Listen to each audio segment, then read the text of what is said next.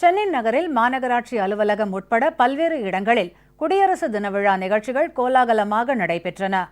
Chennai ribbon மாளிகையில் உள்ள மாநகராட்சி அலுவலகத்தில் குடியரசு தின விழா நடைபெற்றது. மேயர் திரு சைதை துரைசாமி தேசிய கொடியை ஏற்றி வைத்தார். மாநகராட்சி அதிகாரிகள் உள்ளிட்டோர் விழாவில் கலந்து கொண்டனர்.